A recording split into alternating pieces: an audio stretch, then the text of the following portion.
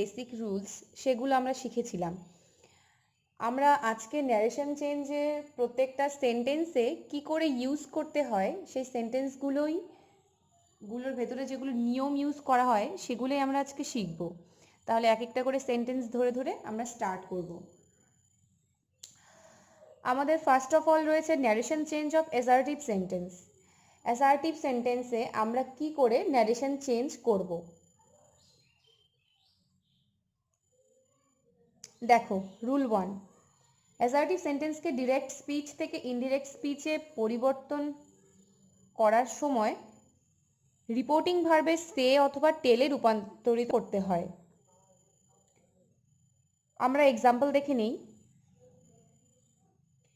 The old man says I am walking. এখানে দেখো, the old man সেজ, সেই বৃদ্ধ লোকটি বলল যে, যেটা আমরা পরে ইউজ করবো, সেই বৃদ্ধ লোকটি বলল কোটেশনে, আমি হাঁটছি। আমাদের এখানে বলা হয়েছে সে অথবা টেল, এই রিপোর্টিং ভার্বটি তুলে দিয়ে সে অথবা টেল ইউজ করতে হবে। এখানে যেহেতু বৃদ্ধ মানুষটি অন্য কাউকে বলেনি, ও নিজেই বলছে, অন্য কারো কথা এখানে উল্লেখ করা নেই, তাই এখানে আমরা আর সে ভার্বটিকে চেঞ্জ করব না, আমরা সে ভার্বটি এখানে রেখে দেব। The old man says that, আমরা জানি কমা এবং ইনভার্টেড কমা তুলে দিলে দ্যাট বসাতে হয়, সেই নিয়মটাই এখানে থাকবে। হি is walking, I am walking মানে আমি হাঁটছি, এই কথাটা বৃদ্ধ লোকটি বলেছিল। তাহলে এই আমিটা কে হবে? এই আমিটা হয়ে যাবে এই ওল্ড ম্যান। ওল্ড ম্যান আর আমাদের এখানে দেওয়ার দরকার নেই, আমরা হি দিয়েই লিখে দেব। তাহলে হয়ে যাবে the old man says that he is walking. Rupak says to his mother I am feeling excited.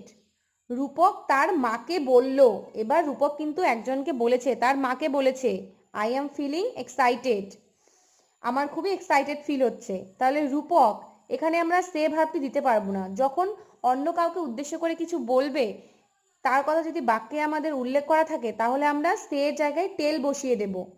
তাহলে রূপক টেলস, টেলস কেন হয়ে গেল? কারণ রূপক একটি নাম, থার্ড পারসন সিঙ্গুলার নাম্বার, তাই Rupak tells his mother that he is feeling excited. ঠিক আছে, এটা গেল আমাদের অ্যাসার্টিভ সেন্টেন্সের রুলস। অ্যাসার্টিভ সেন্টেন্সের রুলস নর্মাল যেগুলো আমরা বেসিক রুলস করেছিলাম ন্যারেশন চেঞ্জের, সেগুলোর মতোই। এখানে বিশেষ কোনো নিয়ম নেই, তাই এখানকার মধ্যে শুধু আকর্ষণীয় নিয়মটা এটাই ছিল, তাই আমি তোমাদের এটাই দেখিয়ে দিলাম, তোমরা খুব ভালো করে দেখে নিও। নেক্সট আমরা যাব narration change of interrogative sentence. Interrogative sentence কাকে বলে? আমরা জানি যেগুলো প্রশ্নবোধক চিহ্ন দিয়ে লেখা হয় সেগুলোই ইন্টারোগেটিভ সেন্টেন্স। সেই ইন্টারোগেটিভ সেন্টেন্সে ন্যারেশন চেঞ্জ আমরা কিভাবে করব সেই রুলসগুলো আমরা দেখে নিচ্ছি। রুল নাম্বার 1, ইন্টারোগেটিভ সেন্টেন্স বা কোয়েশ্চেন যদি হু, হোয়াট, হোয়াই ইত্যাদি WH ওয়ার্ড দিয়ে শুরু হয়, তাহলে ডিরেক্ট স্পিচ থেকে ইনডিরেক্ট স্পিচে পরিবর্তন করার সময় কি করতে হবে আমাদের সেগুলো দেখে নিচ্ছি। রিপোর্টিং ভার্বকে আজকে পরিবর্তন করতে হবে। আমরা এর আগে রিপোর্টিং ভার্বকে কি করেছিলাম? সে অথবা টেল, কিন্তু যেহেতু এটা আমাদের ইন্টারোগেটিভ সেন্টেন্স, তাই আমাদের রিপোর্টিং ভার্বে সে অথবা টেল বসবে না, এখানে আমাদের আস্ক বসবে। কমা এবং ইনভার্টেড কমা তুলে দিয়ে WH ওয়ার্ডটি ব্যবহার করতে হবে। আমরা আগে কি করেছিলাম? অ্যাসার্টিভ সেন্টেন্সে কমা এবং ইনভার্টেড কমা তুলে দিয়ে দ্যাট ব্যবহার করেছিলাম, কিন্তু এখানে দ্যাট বসবে না। যদি WH ওয়ার্ড দিয়ে কোশ্চেনটা করা থাকে, তাহলে সেই কমা তুলে দিয়ে WH ওয়ার্ডটি ব্যবহার করতে হবে। মূল ভার্বটিকে সাবজেক্টের পরে বসিয়ে অ্যাসার্টিভ সেন্টেন্সে পরিণত করতে হবে এবং জিজ্ঞাসা চিহ্ন বা কোয়েশ্চেন মার্ক তুলে দিয়ে ফুল স্টপ বসাতে হবে। আমাদের কি মূল ভার্ব যেটি থাকবে সেটাই সাবজেক্টের পরে বসিয়ে আমাদের বাক্যটিকে অ্যাসার্টিভ সেন্টেন্সে পরিবর্তন করতে হবে। বাক্যটিকে আর আমরা কোয়েশ্চেন মার্ক দিয়ে লিখতে পারবো না, আমাদের পরে ফুল স্টপ বসিয়ে দিতে হবে। এক্সাম্পল দেখে নিচ্ছি। তিতিন said to his sister, "What is a bake sale?" তিতিন তার বোনকে জিজ্ঞেস করলো যে বেক সেল কি। দেখে নাও এখানে আমাদের WH ওয়ার্ড, হোয়াট একটা আমাদের WH ওয়ার্ড, এই WH ওয়ার্ড দিয়ে আমাদের কোয়েশ্চেনটা এখানে করা রয়েছে। তাহলে কি করতে হবে? আমাদের নিয়মে ছিল তিতিন said to his friend, এখানে আমরা সে অথবা টেল বসাতে পারবো না, আমাদের এখানে আস্ক ভার্ব দিয়ে করতে হবে, তাই আমরা আস্ক ভার্ব দিয়ে করলাম। আস্কের পাস্ট ফর্ম আমরা করেছি কারণ আমাদের আগের সেন্টেন্সে যেহেতু এটি পাস্ট টেন্সে করা ছিল, সেইড ছিল, তার জন্য আমরা ইনডিরেক্ট স্পিচ করার সময় আস্কড করলাম। তিতিন আস্কড হিজ সিস্টার, আমাদের WH ওয়ার্ডটি বসাতেই হবে এখানে, হোয়াট।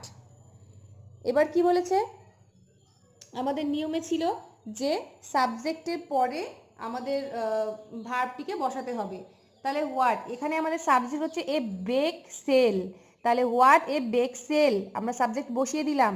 শেষে এই যে আমাদের এখানে যেহেতু আমাদের কোনো মূল ভার্ব ছিল না, তাই আমাদের যে অক্সিলারি ভার্বটা ছিল সেই ভার্বটি আমরা পেছনে বসিয়ে দেব ওয়াস। ওয়াস কেন হলো, কারণ বাক্যটি পাস্টে চলছে, তাই এখানে আমাদের ইজটাকে পাস্টে পরিবর্তন করে দিতে হবে। তিতিন asked his sister what a bake sale was. Next sentence দেখো, Nandini said to the new student, which school do you come from? Nandini সেই নতুন মেয়েটিকে বলল যে কোন স্কুল থেকে তুমি এসেছো, কোনো মেয়ে তার স্কুলে ভর্তি হয়েছে, তাই সে জিজ্ঞেস করছে মেয়েটিকে। তাহলে কি হবে, Nandini asked the new student, আমাদের WH ওয়ার্ড এখানে বসবে, which school he came from। দেখো WH ওয়ার্ড বসলো, আমাদের সাবজেক্ট ছিল স্কুল, স্কুল আমরা বসিয়ে দিলাম, which school he came from, এই কাম ভার্বটিকে আমরা কি করলাম, পাস্ট বানিয়ে দিলাম, he came from। 2 নাম্বার রুলটি দেখো, ইন্টারোগেটিভ সেন্টেন্স বা কোয়েশ্চেনের রিপোর্টেড স্পিচ যদি অক্সিলারি ভার্ব দিয়ে শুরু হয়, তাহলে ডিরেক্ট থেকে ইনডিরেক্ট করার সময় কমা এবং ইনভার্টেড কমা তুলে দিয়ে লিঙ্কার হিসাবে ইফ বা ওয়েদার বসাতে হয়। মূল ভার্বটিকে সাবজেক্ট এর পরে বসিয়ে অ্যাসার্টিভ সেন্টেন্স করতে হয় এবং কোয়েশ্চেন মার্ক তুলে দিয়ে ফুল স্টপ দিতে হয়, যা আমরা আগের নিয়মেও দেখেছিলাম। তাহলে আমরা এক্সাম্পলের মাধ্যমে আমরা বোঝার চেষ্টা করি কি বলেছে এখানে। পুলকিত said to Pritha, do you know that the bees collect nectar from flowers? পুলকিত পৃথাকে বলল ইনভার্টেড কমায়, তুমি কি জানো যে মৌমাছিরা ফুল থেকে মধু সংগ্রহ করে। দেখো পুলকিত পৃথাকে বলল, তারপর আমাদের নিচের যে পরের যে বাক্যটা সেটা কোয়েশ্চেন মার্ক ছিল, তাই আমরা এখানে আস্ক করে দেব অবশ্যই, যেটা আমাদের নিয়মে রয়েছে, তাই দিলাম পুলকিত আস্কড পৃথা। তারপর আমরা কি, আমরা যেহেতু এখানে বলা হয়েছে যে কোনো অক্সিলারি ভার্ব দিয়ে যদি শুরু হয়, তাহলে ডিরেক্ট থেকে ইনডিরেক্ট করার সময় আমাদের কমা ইনভার্টেড কমা তুলে দিয়ে ইফ বা ওয়েদার বসাতে হবে। আমরা এখানে ইফ বসিয়ে দিলাম, যে কোনো একটা বসালেই হবে, হয় ইফ নয়তো ওয়েদার, তাই আমরা এখানে ইফ বসিয়ে দিলাম, ইফ। এবার এখানে বলেছে ডু ইউ নো, পুলকিত পৃথাকে বলেছে তুমি কি জানো, তাহলে তুমি বলতে কাকে উদ্দেশ্য করা হয়েছে, পৃথাকে। পৃথা একটি মেয়ের নাম, তাই আমরা এখানে শি দিয়ে দিলাম, শি প্রোনাউনটি ইউজ করলাম। পুলকিত আস্কড পৃথা ইফ শি, নোটাকে আমাদের চেঞ্জ করে দিতে হবে, নোটার পাস্ট ফর্ম করে দিতে হবে, কারণ আমাদের রিপোর্টের ভার্বে এখানে কি ছিল, সেইড ছিল, তাই আমরা এখানে নিউ করে দিলাম, if she knew that the বিস collect nectar from flowers.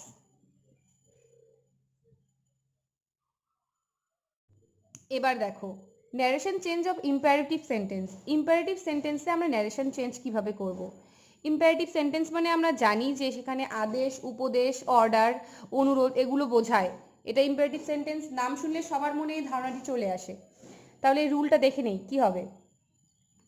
Imperative সেন্টেন্সকে direct speech থেকে ইনডিরেক্ট স্পিচে পরিবর্তন করার সময় রিপোর্টিং ভার্বটির জায়গায় টেল, অর্ডার, রিকোয়েস্ট, অ্যাডভাইস ইত্যাদির মধ্যে যে কোনো একটি ভার্ব ব্যবহার করতে হবে। কমা ও ইনভার্টেড কমা তুলে দিয়ে মূল ভার্বের আগে টু বসাতে হবে।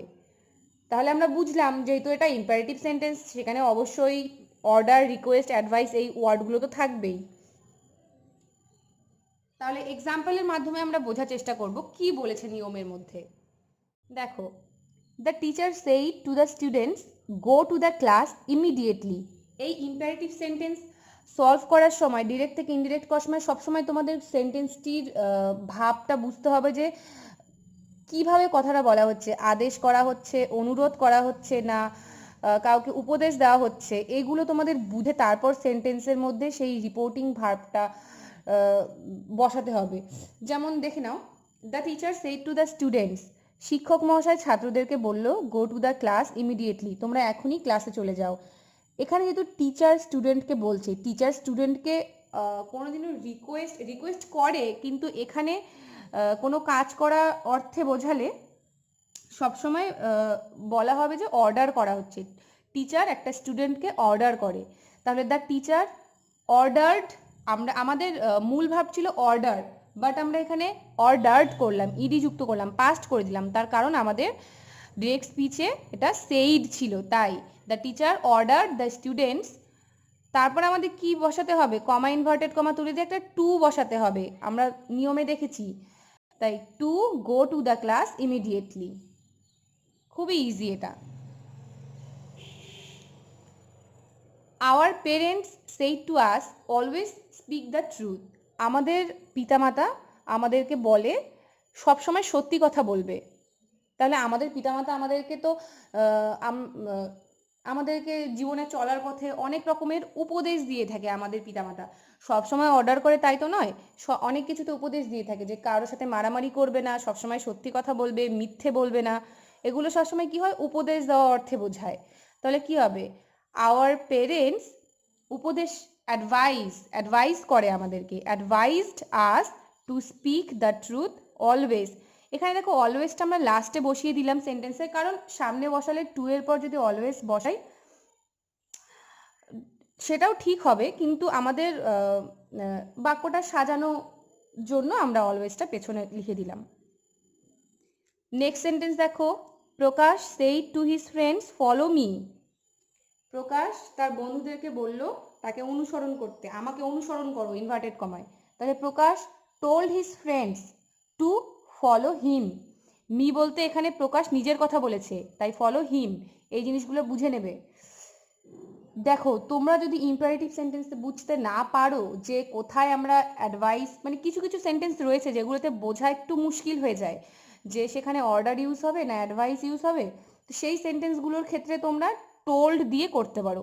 সব সেন্টেন্সে করবে না, যেগুলোতে তোমরা বুঝতে পারবে না, যেগুলো তোমাদের বুঝতে অসুবিধা হবে, সেই সেন্টেন্সগুলোতেই শুধুমাত্র টোল্ড দিয়ে তোমরা ব্যবহার করবে। আদারওয়াইজ বাকি সেন্টেন্সগুলোতে তোমরা তোমাদের ইচ্ছে অনুযায়ী রিপোর্টিং ভার্ব দিতেই পারো, যা বাক্যের মিনিং এর সাথে যাবে। দেখো, the teacher said to the students go to the class immediately, এই ইম্পারেটিভ সেন্টেন্স সলভ করার সময় ডিরেক্ট থেকে ইনডিরেক্ট করার সময় সবসময় তোমাদের সেন্টেন্সটির ভাবটা বুঝতে হবে যে কিভাবে কথাটা বলা হচ্ছে, আদেশ করা হচ্ছে, অনুরোধ করা হচ্ছে না কাউকে উপদেশ দেওয়া হচ্ছে, এগুলো তোমাদের বুঝে তারপর সেন্টেন্সের মধ্যে সেই রিপোর্টিং ভার্বটা বসাতে হবে। যেমন দেখে নাও, the teacher said to the students, শিক্ষক মহাশয় ছাত্রদেরকে বলল, go to the class immediately, তোমরা এখনই ক্লাসে চলে যাও। এখানে যেহেতু টিচার স্টুডেন্টকে বলছে, টিচার স্টুডেন্টকে কোনোদিনও রিকোয়েস্ট করে, কিন্তু এখানে কোনো কাজ করা অর্থে বোঝালে সবসময় বলা হবে যে অর্ডার করা হচ্ছে। টিচার একটা স্টুডেন্টকে অর্ডার করে, তাহলে দ্য টিচার অর্ডার্ড, আমাদের মূল ভাব ছিল অর্ডার, বাট আমরা এখানে অর্ডার্ড করলাম, ইডি যুক্ত করলাম, পাস্ট করে দিলাম, তার কারণ আমাদের ডিরেক্ট স্পিচে এটা সেইড ছিল, তাই the teacher order the students.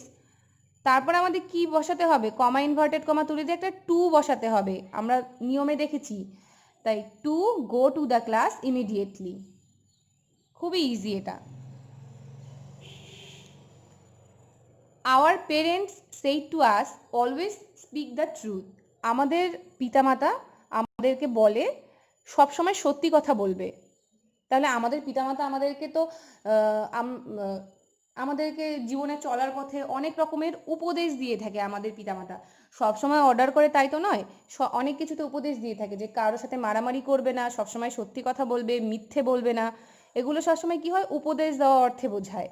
তাহলে কি হবে, আওয়ার পেরেন্টস উপদেশ, অ্যাডভাইস করে আমাদেরকে, advised us to speak the truth always. এখানে দেখো অলওয়েজটা আমরা লাস্টে বসিয়ে দিলাম সেন্টেন্সের, কারণ সামনে বসালে টু এর পর যদি অলওয়েজ বসাই সেটাও ঠিক হবে, কিন্তু আমাদের বাক্যটা সাজানোর জন্য আমরা অলওয়েজটা পেছনে লিখে দিলাম। নেক্সট সেন্টেন্স দেখো, Prakash said to his friends follow me. Prakash তার বন্ধুদেরকে বলল তাকে অনুসরণ করতে, আমাকে অনুসরণ করো ইনভার্টেড কমায়। তাহলে Prakash told his friends to follow him. Me বলতে এখানে প্রকাশ নিজের কথা বলেছে, তাই ফলো হিম। এই জিনিসগুলো বুঝে নেবে। দেখো তোমরা যদি ইম্পারেটিভ সেন্টেন্সে বুঝতে না পারো যে কোথায় আমরা অ্যাডভাইস, মানে কিছু কিছু সেন্টেন্স রয়েছে যেগুলোতে বোঝা একটু মুশকিল হয়ে যায় যে সেখানে অর্ডার ইউজ হবে না অ্যাডভাইস ইউজ হবে, তো সেই সেন্টেন্সগুলোর ক্ষেত্রে তোমরা টোল্ড দিয়ে করতে পারো।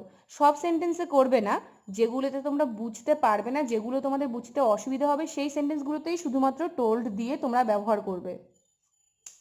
আদারওয়াইজ বাকি সেন্টেন্সগুলোতে তোমরা তোমাদের ইচ্ছে অনুযায়ী রিপোর্টিং ভার্ব দিতেই পারো যা বাক্যের মিনিং এর সাথে যাবে। এবার রুল নাম্বার 2 দেখো, ইম্পারেটিভ সেন্টেন্সে রিপোর্টেড স্পিচটি যদি লেট দিয়ে শুরু হয়, ডিরেক্ট স্পিচ থেকে ইনডিরেক্ট স্পিচে পরিবর্তন করার সময় রিপোর্টিং ভার্বটির পরিবর্তে প্রপোজ বা সাজেস্ট ব্যবহার করতে হবে। তাহলে কি, ইম্পারেটিভ সেন্টেন্সটি যদি লেট দিয়ে শুরু হয় তাহলে কি করতে হবে, প্রপোজ বা সাজেস্ট ব্যবহার করতে হবে। এক্সাম্পল দেখে নাও, Pradipta said let me give you some water. Pradipta বলল যে আমি তোমাকে কিছু জল দেই। তাহলে প্রদীপ্তা সাজেস্টেড বা সাজেস্টেডের জায়গায় প্রপোজড হতে পারতো, যেহেতু এখানে আমাদের ভার্বটি পাস্ট টেন্সে করা রয়েছে তাই আমরাও এখানে এই রিপোর্টিং ভার্বটি সাজেস্টেড করে দেব। প্রদীপ্তা সাজেস্টেড দ্যাট, এখানে দ্যাট বসবে রীতিমতো কমা ইনভার্টেড কমা তুলে দিয়ে, দ্যাট শি। আমরা এই ইম্পারেটিভ সেন্টেন্সের এই যেগুলো সেন্টেন্স লেট দিয়ে শুরু হয় এখানে সাবজেক্টটি বসানোর পরে একটা শুড ব্যবহার করব, শুড ভার্বটি আমরা ব্যবহার করব। That she should give me some water. Me কেন বলা হলো, কারণ এখানে গিভ ইউ ছিল, আমি, let me give you some water. Pradipta, এটা ধরে নিতে হবে যে প্রদীপ্তা আমাকে বললো যে আমি তোমাকে কিছু জল দেই, তাই এখানে ইউ এর জায়গায় হয়ে যাবে me. Next sentence, Mousumi said let us go to Chandannagar. তাহলে মৌসুমি সেইড, তাহলে কি বসবে আমাদের, প্রপোজড বা সাজেস্টেড। তাহলে আমরা একটা সাজেস্টেড দিয়ে করলাম, তাই এখানে প্রপোজ দিয়ে একটা করি। মৌসুমি প্রপোজড দ্যাট লেট আস। আস মানে মৌসুমি নিজেদের কথা বলছিল যে আমাদের চলো আমরা চন্দননগরে যাই, late us go to Chandannagar. তাহলে দ্যাট দে, আস মানে দে বসবে এখানে, দ্যাট দে শুড, শুড ব্যবহার করতে হবে, that they should go to Chandannagar. Mousumi propose that they should go to Chandannagar. তোমরা খুব ভালো করে প্র্যাকটিস করবে এই তিনটি সেন্টেন্সের মধ্যে কি করে ন্যারেশন চেঞ্জ করতে হয়। আর বাকি আমি দুটো সেন্টেন্স এখনো আমরা করলাম না, একটা এক্সক্লামেটরি সেন্টেন্স আর একটা অপটেটিভ সেন্টেন্স, যেটা আমি নেক্সট ভিডিও প্রোভাইড করে দেব। তোমরা এগুলো ভালো করে দেখে খুব ভালো করে প্র্যাকটিস করবে বাড়িতে, তাহলে তোমাদের খুব সুবিধা হবে আর ভালো তাড়াতাড়ি খুব সহজে শিখতে পারবে। প্র্যাকটিস না করলে কিন্তু শেখা মুশকিল, শুধু নিয়ম শুনলে কিচ্ছু হবে না। তাহলে আজকের ভিডিও আমাদের এখানেই শেষ হচ্ছে।